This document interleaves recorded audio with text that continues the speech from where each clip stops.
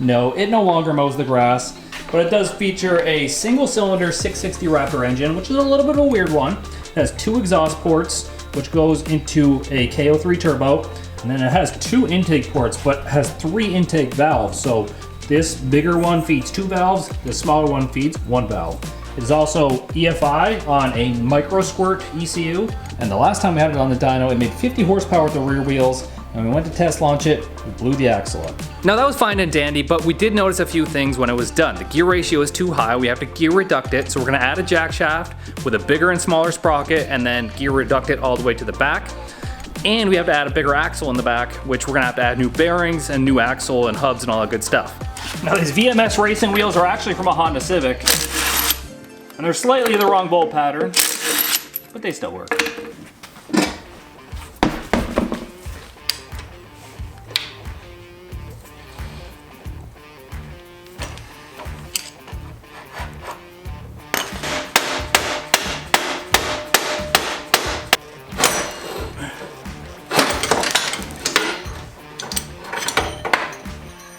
And here's the carnage of what happened.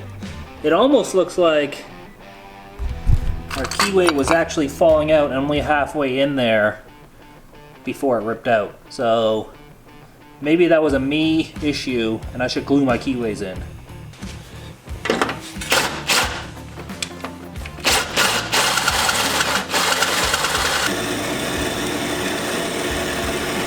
I had to test fit this shaft in here. We've got most of our bearing assembly there. Hope I didn't cut this too short. That would be awkward.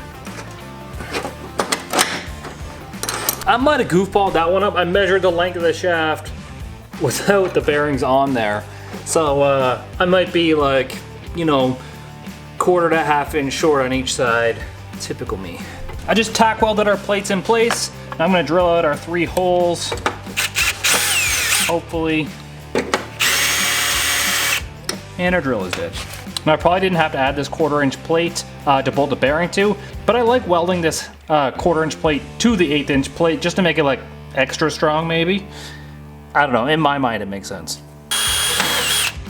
Now there's only 9 days left for you to win this Everlast 185 welder. It's basically just a smaller version of my 250 welder here. That doesn't mean it's less capable, it just means it has less peak amps that you can use. You can basically do everything you need to do in the automotive world. You can do aluminum, steel, mild, anything like that. BoostedLifestyle.com, every $1 spent on merch gets you 1 entry automatically. I'm telling you, this thing is the perfect hobbyist welder. You'll be able to do everything that you need to do at a professional grade level. BoostedLifestyle.com. Yeah, I'm sitting on the floors where I'm comfortable. Our jack shaft is gonna look something like this. We've got a big gear and a small gear. At the engine side, we have a small gear that's gonna drive a big gear. And then this is gonna drive this shaft, and this small gear is gonna drive the rear gear. So we're gear reducting this twice now, so I haven't done the math on it, but it probably should, to be honest. But I was just like, I want it super, super slow, so when we're at the racetrack, I can just put around the pits in first gear. No one's gonna get mad at me for speeding, because the way it sits right now, as soon as you let go of the clutch in first gear, you're doing like a zillion mile an hour. These are gonna get permanently welded to this shaft, and the gears to the pieces, and then this is just gonna be a complete unit that slides in and out. For now, we're gonna have to slide it through the bearings, just because that's the way I got it set up. I'm resting on my mullet. But eventually, it's going to look like that. So the chain is actually connected to the front gear. That is going to connect to the big gear, small gear, and then to the back when we put the new axle in to another big gear. It's definitely been a minute since we last touched this. This was pre-Miles of Mayhem. This is post-Miles of Mayhem now. So we had to cut out the old bearing plates, build some new ones for the bigger bearings, and weld them in.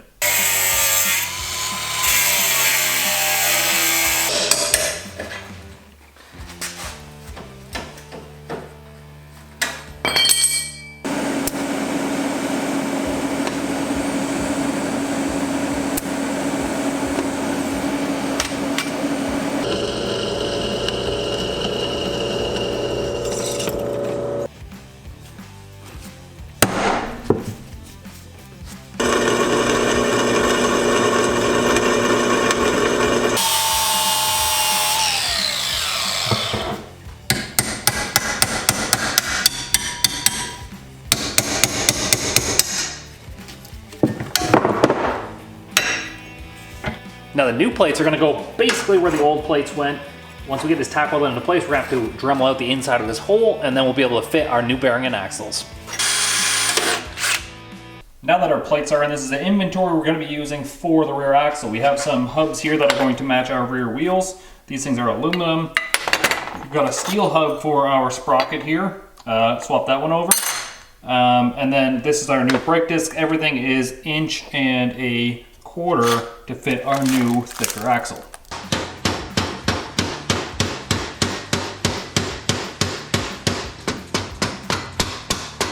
And there's the axle upgrade. It looks nice and beefy, and then you can see the jack shaft in there further.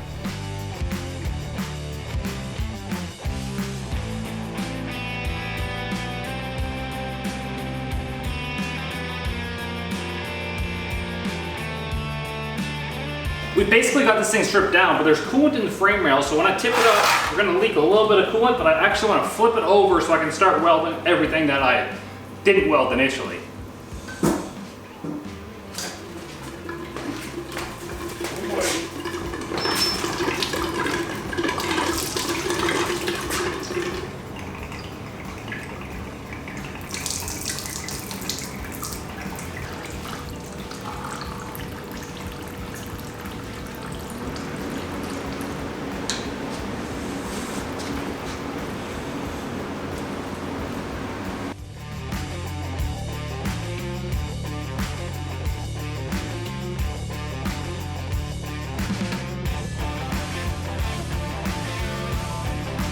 All right, we got the whole underside welded up. Before I flip it over, to make me feel a lot better, I'm gonna add a small bar from the end of here to here just to triangulate our little riser piece that we had to use for our steering. I'm just gonna use the old jack handle right here. We're just gonna cut up a couple pieces, make a little triangulated piece.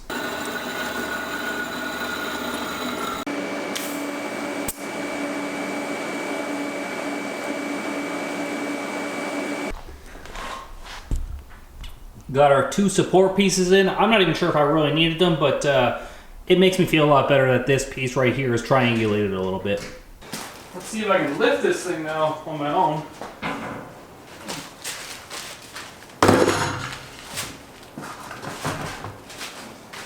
Now, quick little cleanup with the Scotch-Brite and put a little paint on it.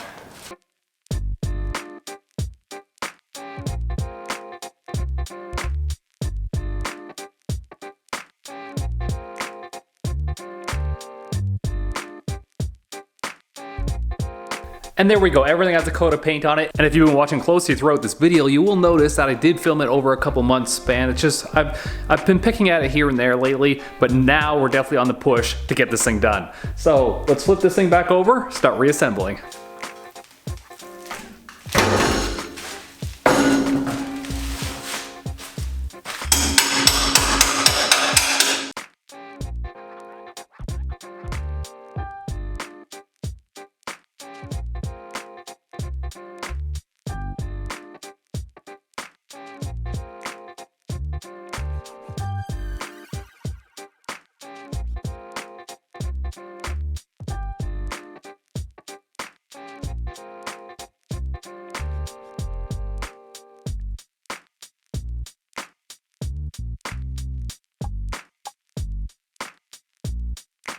Now before we put our steering rack in, we just have a cheap little steering rack like this, we did lose a piece that was right here. I believe it was plastic before and it popped out during one of our runs. Now it will work just like this, but I feel like if we have a little cap here, it will help stabilize this little pin because the only thing that's holding it on right now is this little clip on the bottom. And it is a little bit shaky and we don't want any steering play. So we'll try and put something in the lathe that fits in this piece that we can just like hammer on there and hopefully it stays on. Question mark? We're just gonna use a piece of this 1/2-inch aluminum plate. We're just gonna guess kind of where it's gonna go. I do have an abundance of this plate, that's why I'm not really concerned about it. Just gonna drill that out to 1/4 inch.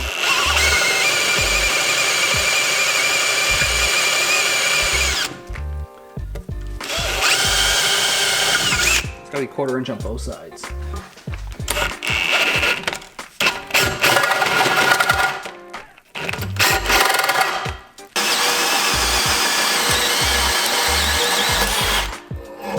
There we go, holy. Now our little hobbyist lathe has done us well in the past. I've stuck a 3/8 bolt into our piece here. We're gonna put that in the chuck. See how straight that is. Now I'm not watching the outside because I know the outside's gonna be a bit off, but the inside looks really good, so start with that.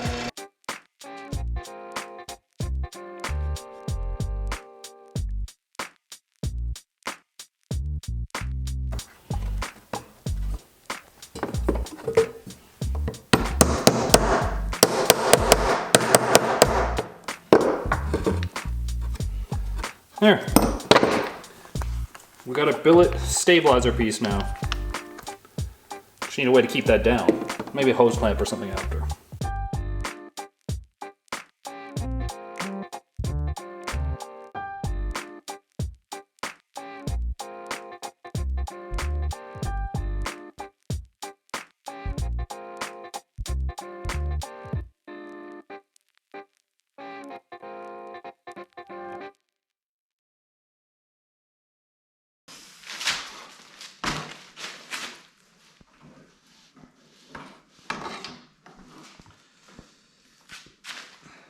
Man, still fits.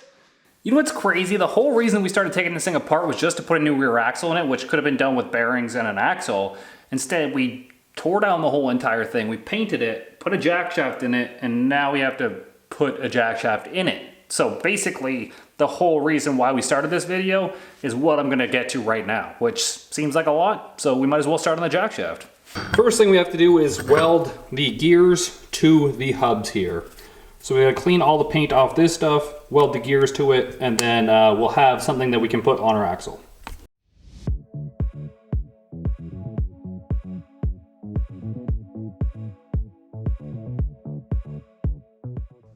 I immediately see a problem here because I think this is 40 series chain. And we have a 50 series sprocket. This both looks like it's 40 series. Honestly, this was the best stuff Princess Auto had to offer, and I don't know why I did this in my brain. I knew it was all 50 series, but I have 40 series stuff. And what I think I was thinking was that I would use the 50 series sprocket on the jack shaft, but that is 1.25 inches now instead of 1 inch. And then none of these are 1.5 inches. I mean 1.25 inches. So I either have to get a pair of 50 series sprockets, or I have to get a 1 inch hub for that one, and then, man, I royally screwed myself there, huh?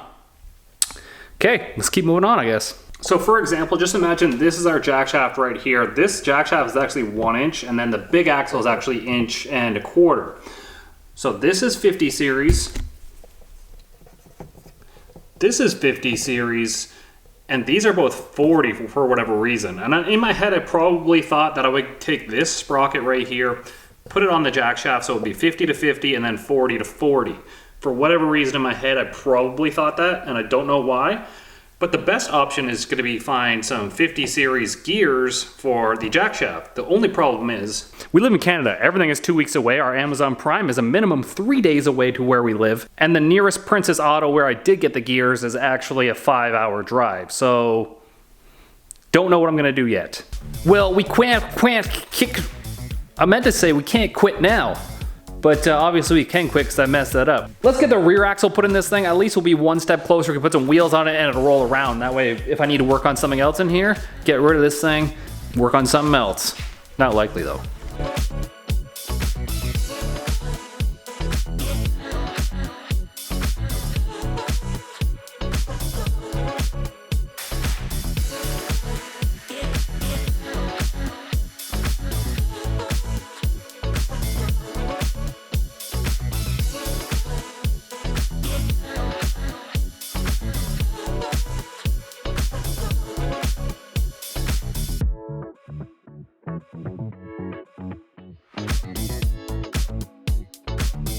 Now we get to put our custom intake manifold on. This was a weird one, 2 throttle bodies, one runner is actually bigger than the other one.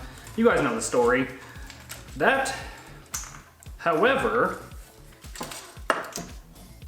once we get this on, it actually leads to our next problem.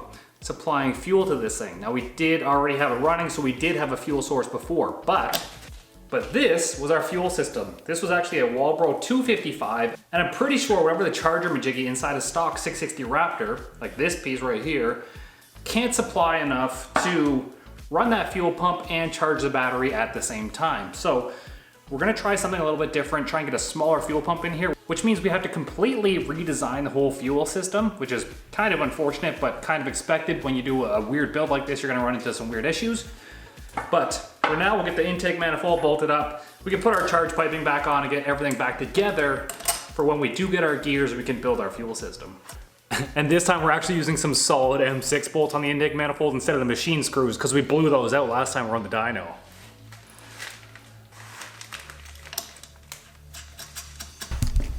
Hi, Gina.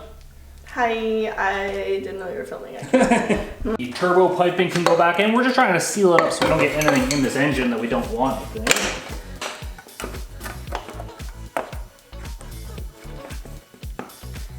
Dang, I'm good. And now we still have room left on the other side of the engine when we get our jack shafts to put the chains and stuff back in. Quick little black gun here.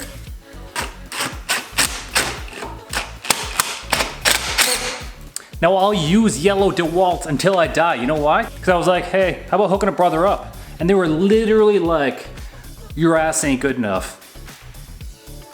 Literally said that to me. That's why I won't use it. The next thing on my to-do list is the fuel system. And I think what I'm gonna try and do is pull this sending unit out of our CBR 1000 engine, see if the fuel pump's a lot smaller in this thing. I don't know if it is or not. It was a 170 horsepower engine, so I'm not sure. But we'll pull it out, we'll see how big it is and see if we can utilize it in our lawnmower.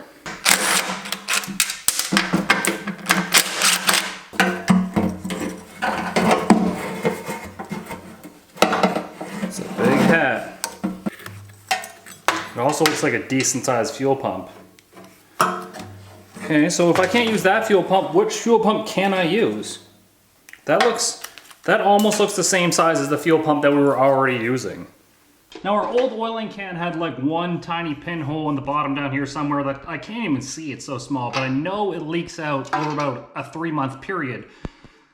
So you have to go over whatever looks like it might leak on the bottom and put our oiling can back in because we really need this system. Now this thing bolts up right here. I specifically built it to these dimensions so it would still fit underneath our lawnmower hood.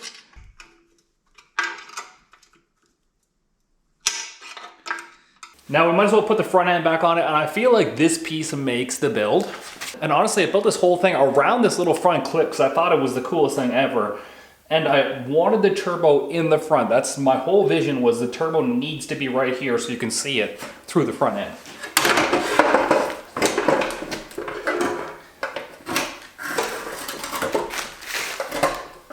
Would you just look at it? Isn't that the coolest thing ever? I know. We can always add another little lip down here, like a chin spoiler to cover up this pipe, but for now, you know what? Let them know it's turboed. Well, until I can figure out exactly what we want to do with the fuel system and the thing, we're going to install the old fuel system just so we can get it running again, which means we're only going to be minus the jack shaft and the rear disc brakes, so we can at least fire it up today, make sure all the running checks are good, the motor still works. And if you're new to the channel, you get to hear how it sounds. Now our second side panel goes in, the one with the fuel regulator bolted to it, which is actually pretty loose that I should tighten.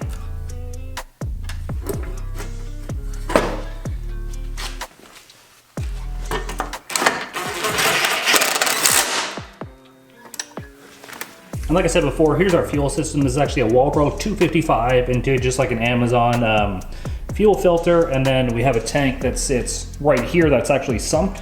It's got a small little sump in it. That way if it runs low on fuel, the sloshing won't really affect it. It'll have enough in this little piece to hopefully correct itself. So for now, we'll use this before we can figure out a better solution.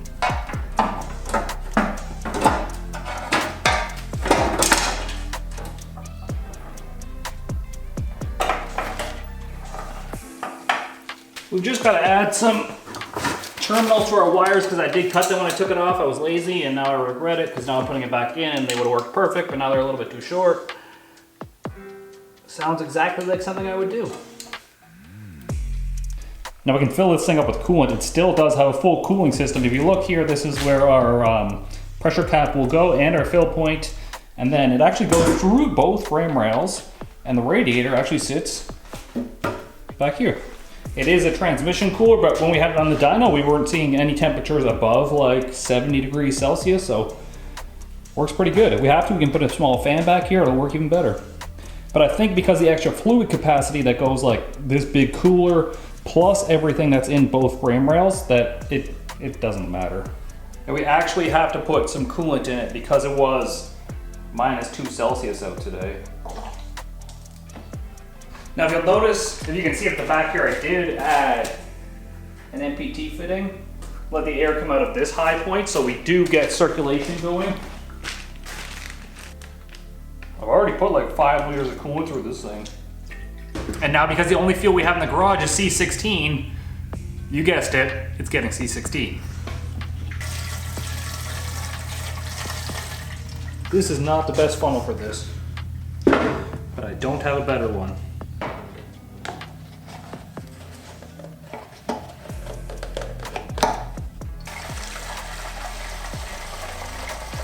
And we do have to hook the battery pack up to it because this battery is probably flat dead. I should have made some extra terminals that I could put this on the outside. Now this will start with a key. I don't have the clutch set up right now, but that's okay because we don't have a chain on it anyway, so whatever gear it's in, it's in.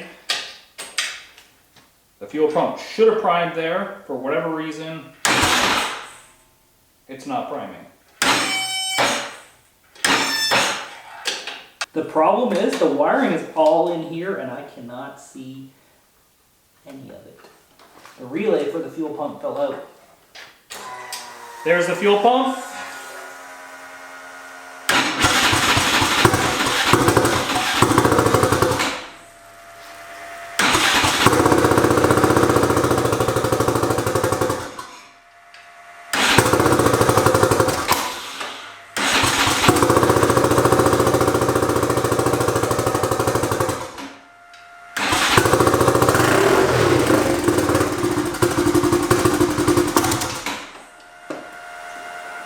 Come on, baby.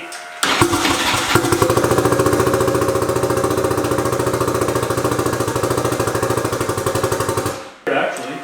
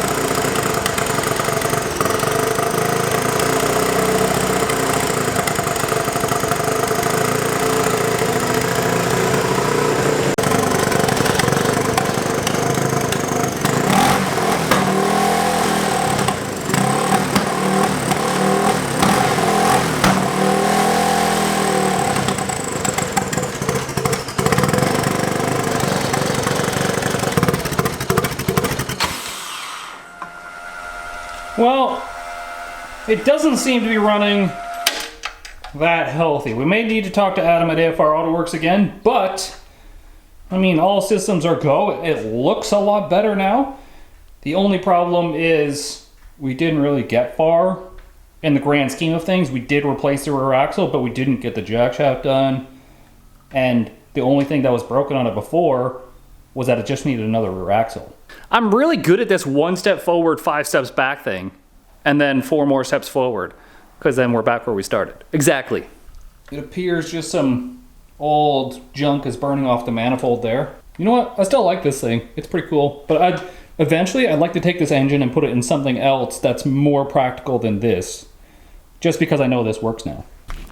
All right, here's the full look of our lawnmower here with the hood and the front end on. It does sit a little bit lower in the back. Kind of concerning.